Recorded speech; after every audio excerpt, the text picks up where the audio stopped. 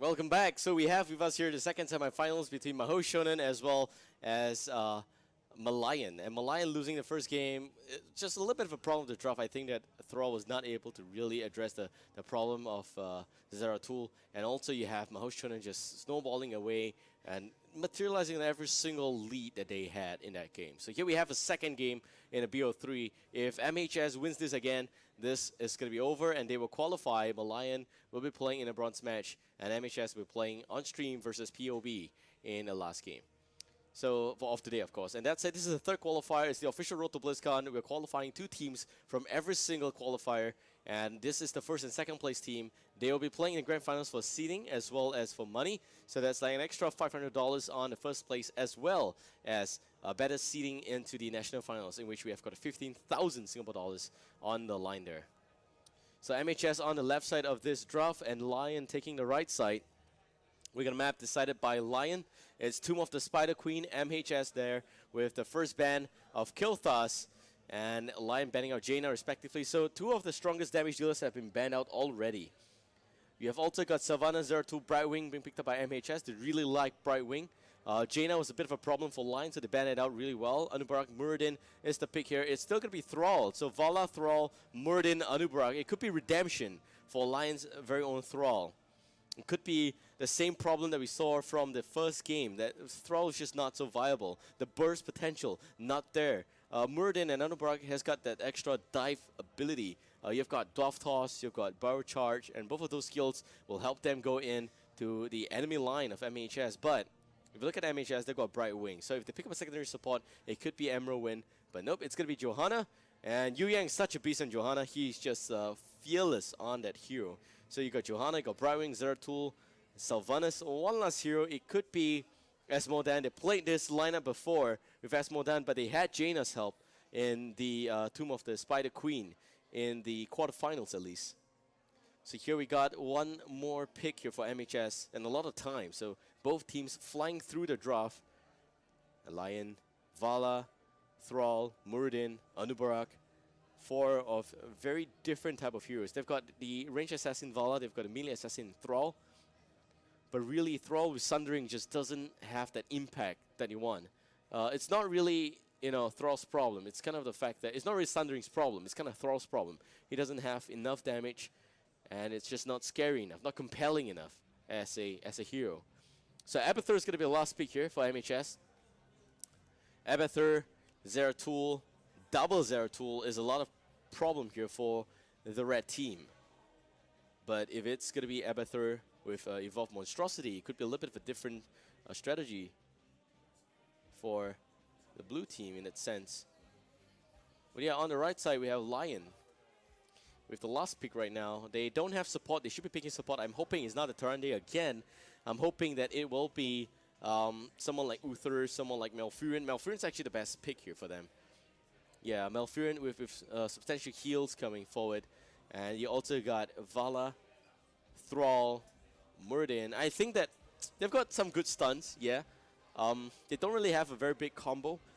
Vala and Thrall, they just don't belong in the same category. Thrall's Sundering forces the team apart, and it makes Ring of Vengeance a little bit harder to connect.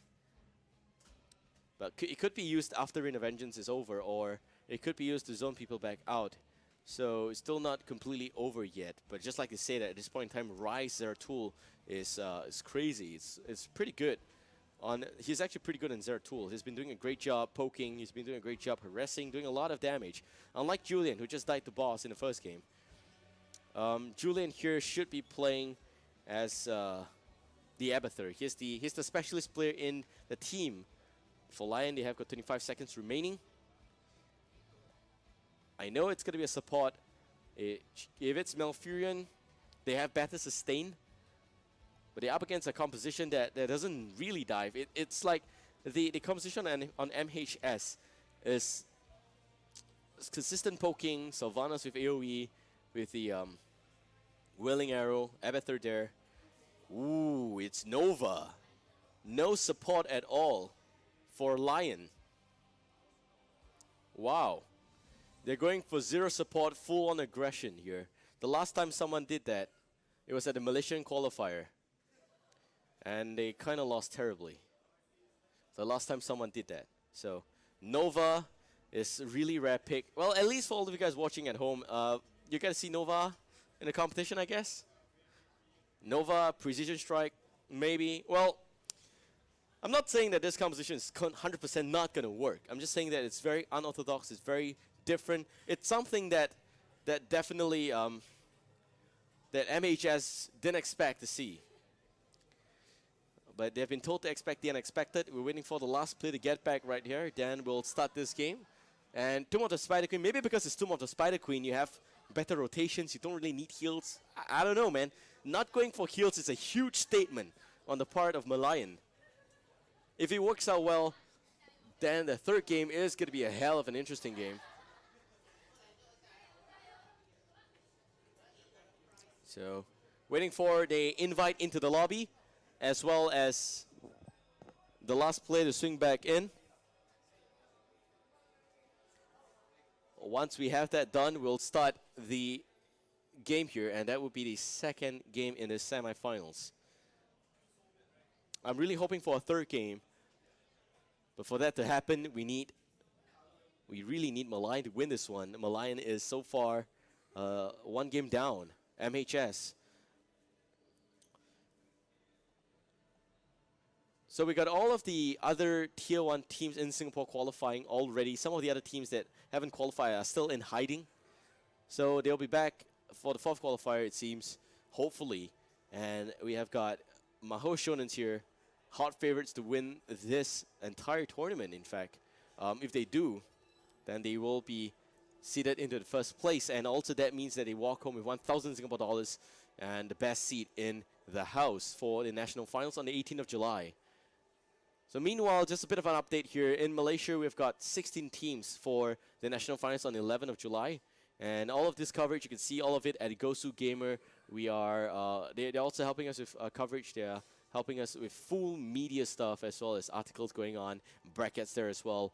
All the teams' information and rosters are up on Liquipedia, by the way, so you can check them out right there if you're wondering who's playing on which team. And for Singapore specifically, we got two top-tier teams already qualified. Relics as well as My Revenge. These are the teams that didn't lose a single game. Didn't lose a single game in their own qualifier. And you also got Look of Flower putting in a really good fight, and they are in second place as well as Unbelievable. So both of these teams are the second place teams in the national finals for Singapore. So yeah, in case you're wondering where's the Malaysian stream for today, we are actually going to bring you the Malaysian stream on Tuesday. The VODs will be uploaded there and then once we finish producing them, then it'll be uploaded on YouTube. All the VODs for this qualifier as well will be on the same YouTube page, so do subscribe to that one.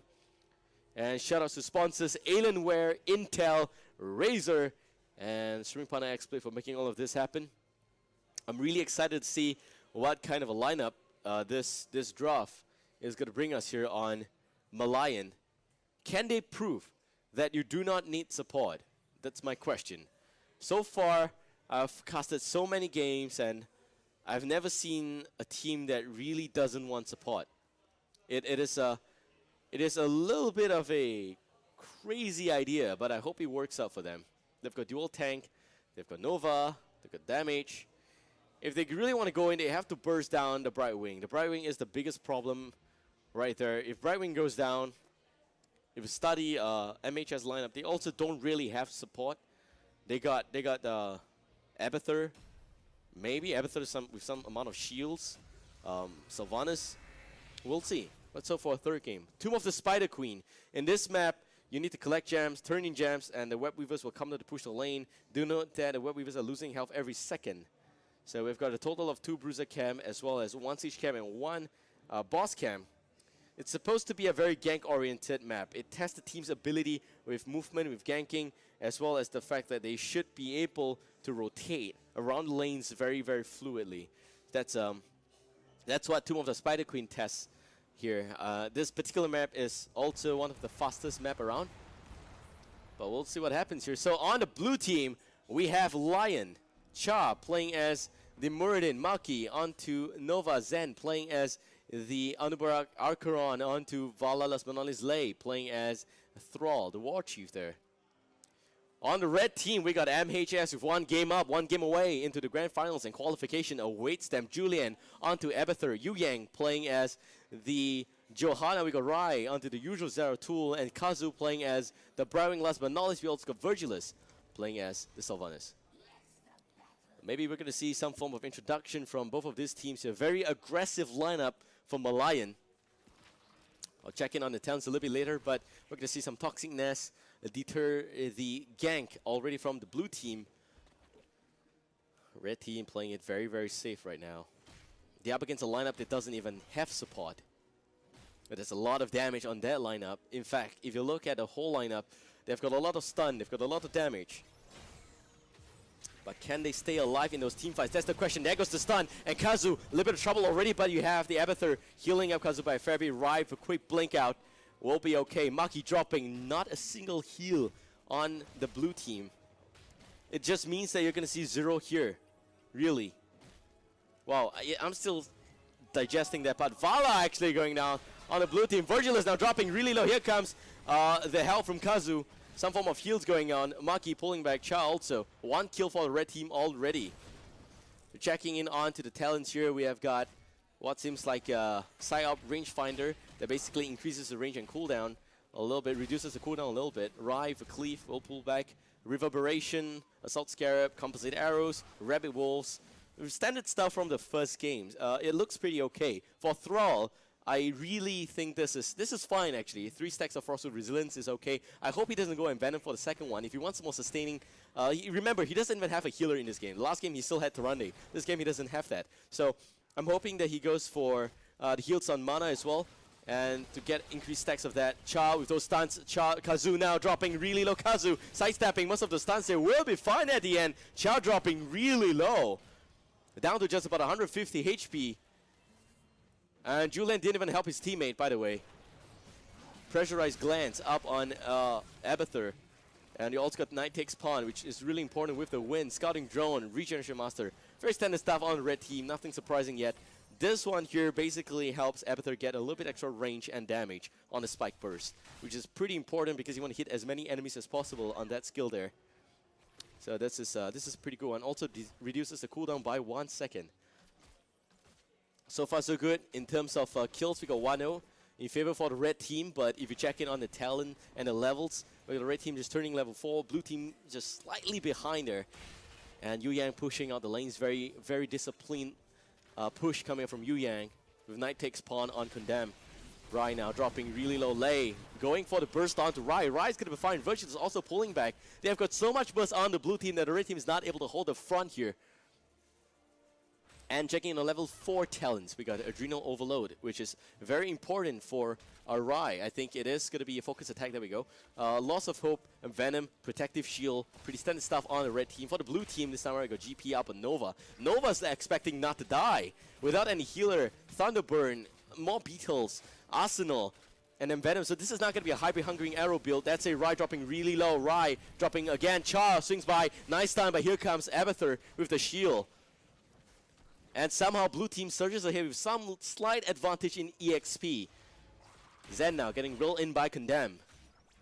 And in terms of gems, we have got 12 gems turned in by the blue team. And we've got 40 gems up on the red.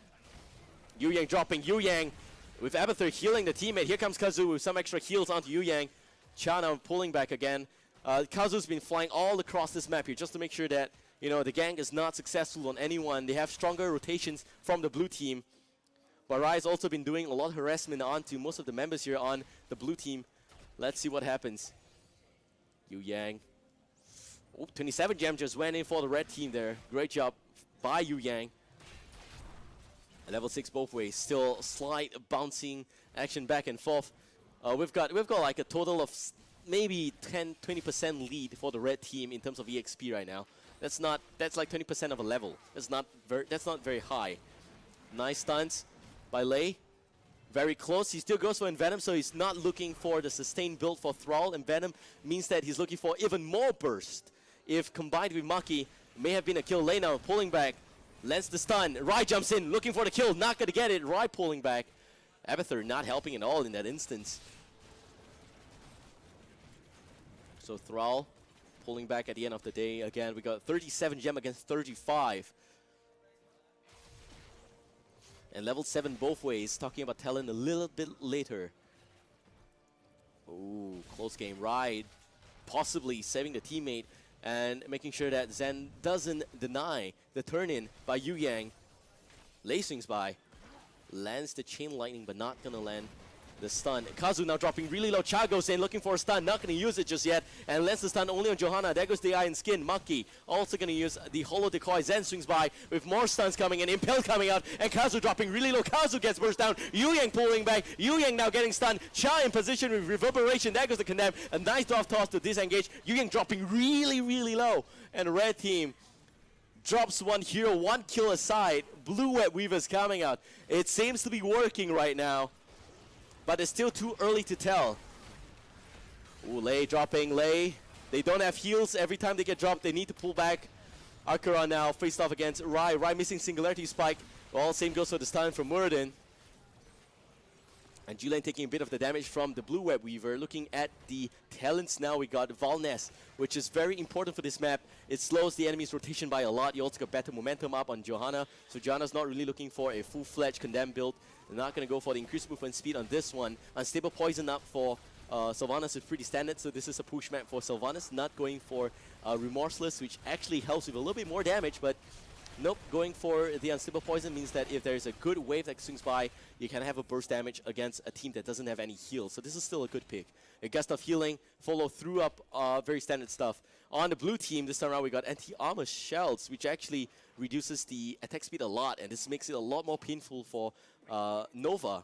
Better momentum up on the Muradin, full-on Beetle build for Anubarak, a repeating arrow, but not going for the Hungering Arrow buff there. So let's see, it's not the Puncturing Arrow really should be picked up here if he wants to go for this. He should have gone for Searing Attack. If not, I think it's still okay. It's not that big a deal, really.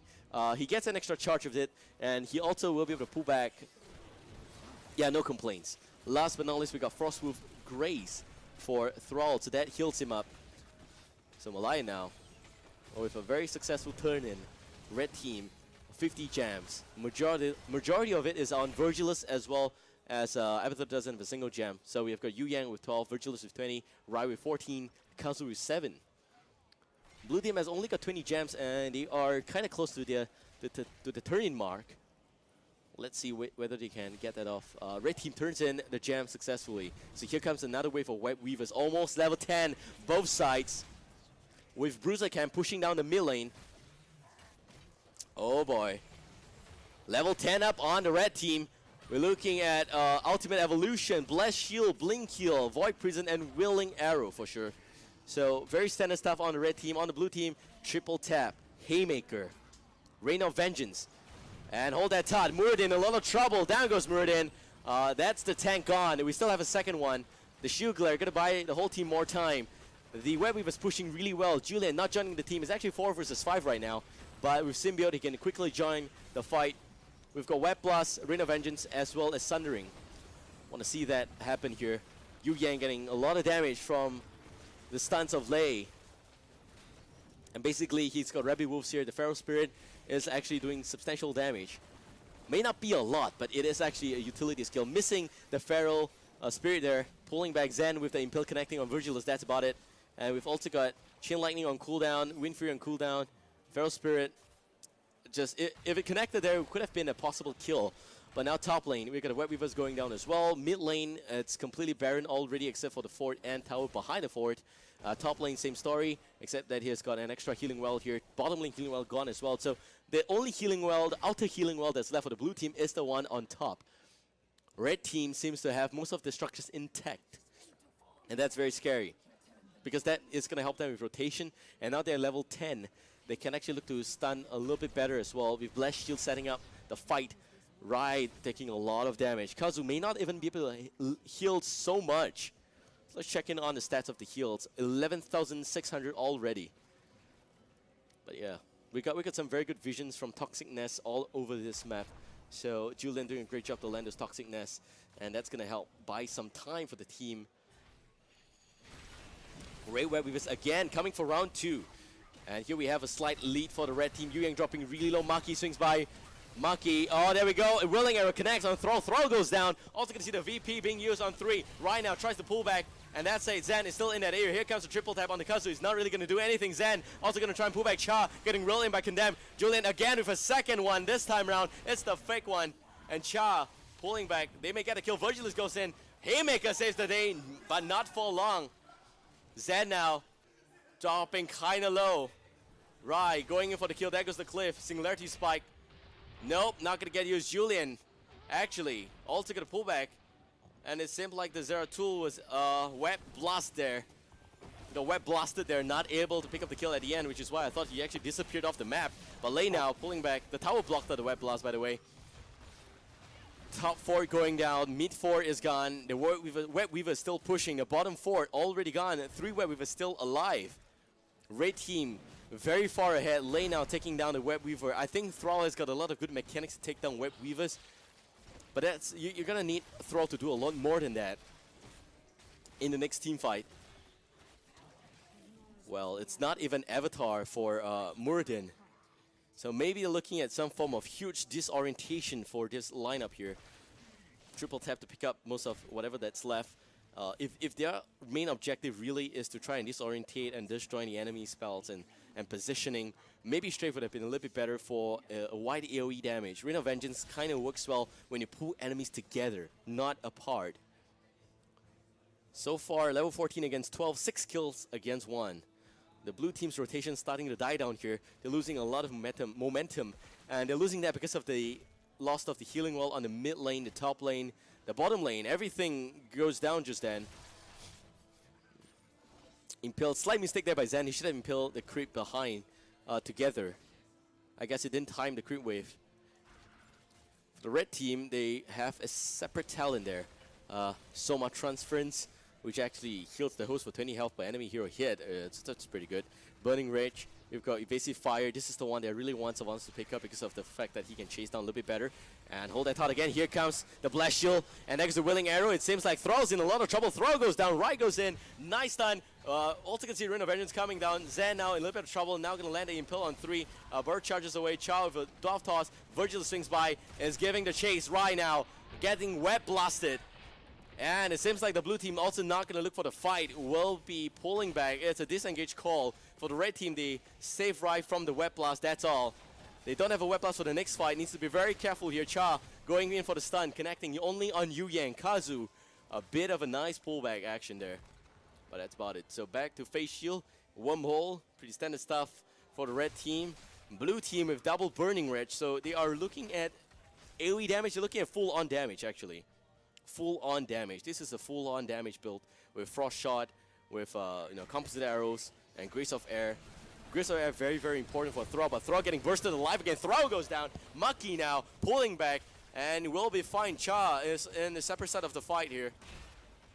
Level 13 against 16. Let's look at the damage chart. I think it's pretty interesting to note that Abathur is healing about 6k. Brightwing about 24k, so that's like combined of 30k heal on the red team. And if you look at that, that means that 30,000 hero damage is negated. That would mean that both the Anubarak as well as Vala's damage are completely ignored. And you have got 13k on Nova, 10k on Thrall, and that's only a total of 30k. So it's, in a nutshell, just not enough damage. You got a lot of damage on the red team. You got a hero damage of 17,000 up on Abathur. And that's actually one of the higher ones already. 0-2 with 17,600. 8 kills against 1. Mahou Shounen. Magical Ponies. They're doing a great job there.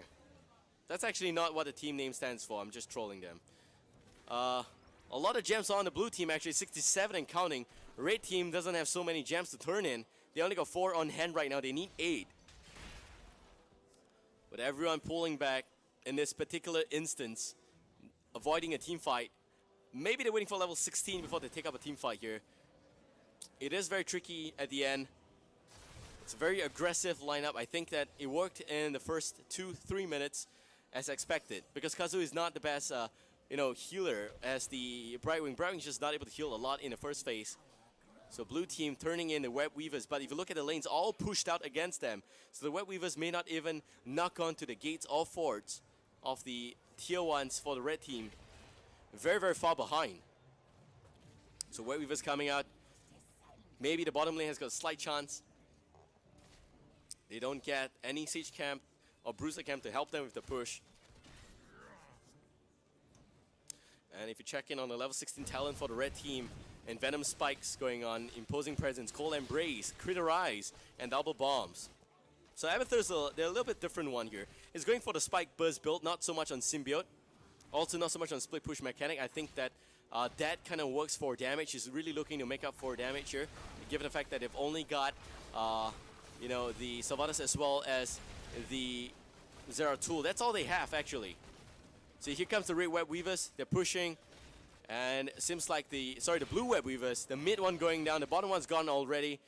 Hello there. And meanwhile, on the flip side, top blue Web Weaver pushing the lane. Yu Yang swings by.